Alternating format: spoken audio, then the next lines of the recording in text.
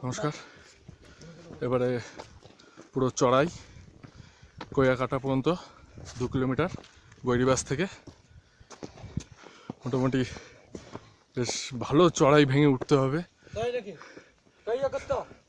সামনে পুরো 2 কিলোমিটার টানা চড়াই আছে কইয়াকাটা থেকে। তারপরে মোটামুটি নর্মাল রাস্তা যেরকম বললো।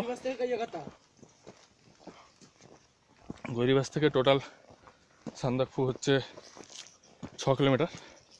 তো প্রথম 2 কিলোমিটার হচ্ছে কইয়াকাটা, যেটা পুরোপুরি চড়াই। আর তারপরে 4 কিলোমিটার গেলে কালীপুখরি। এভাবে উঠে যেতে হবে, প্রচণ্ড কষ্ট।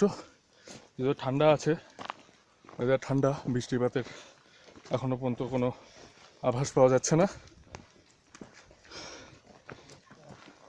দেখা যাক কি হয়।